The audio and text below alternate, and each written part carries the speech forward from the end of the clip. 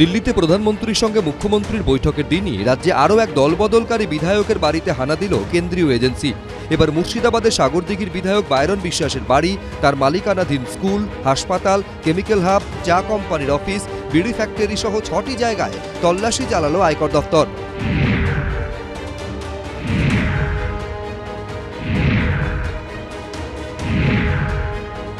মঙ্গলবার ভোর 5:30 নাগাদ বেশ কয়েকটি ভাগে ভাগ হয়ে সাগরদিঘির বিধায়কের একাধিক আস্তানায় পৌঁছে যায় আয়কর দফতরের দল। শমশেরগঞ্জে ধুলিয়ানে বিধায়ক বায়রন বিশ্বাসের বাড়ি, বাড়ি লাগোয়া বিড়ি ফ্যাক্টরি, শমশেরগঞ্জে বায়রন বিশ্বাসের হাসপাতাল, চা কোম্পানির অফিস, রঘুনাথগঞ্জের স্কুল এবং সুতির কেমিক্যাল হাবে তল্লাশি চালান আয়কর দফতরের অফিসাররা।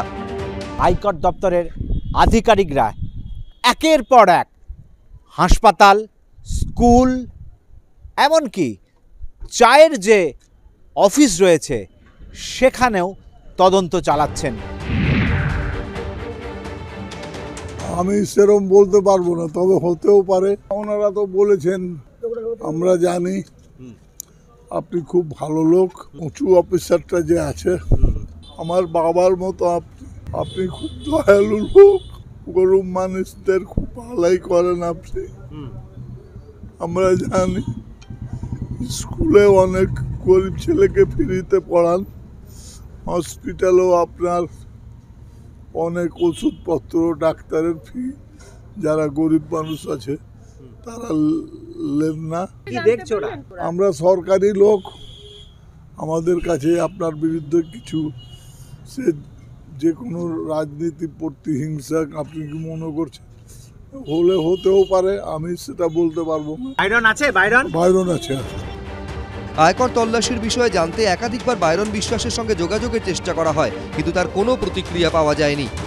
সাগরদিঘি মডেল চুরমার, এখন বায়রন বিশ্বাসের বাড়ি আয়কর পাঠিয়ে দিয়েছে। তৃণমূলের বিরুদ্ধে দাঁড়ালে ততক্ষণ পর্যন্ত সব ঠিক আছে, আর তৃণমূলে থাকলে বা তৃণমূলে জয়েন করলে তখন এজেন্সি যাবে, তো আরো এই প্রতিহিংসা পরায়ণ আচরণ প্রমাণ হয়ে গেল। সূত্রের খবর, বায়রন বিশ্বাসের হিসাব রক্ষকদের জিজ্ঞাসাবাদ করেছেন আধিকারিকরা। We are the auditors. হ্যাঁ, একটু আপনি জিজ্ঞেস তো করেছেন। কোনো স্পেসিফিক কিছু নেই, কিন্তু জিজ্ঞেস কিছু করেছে।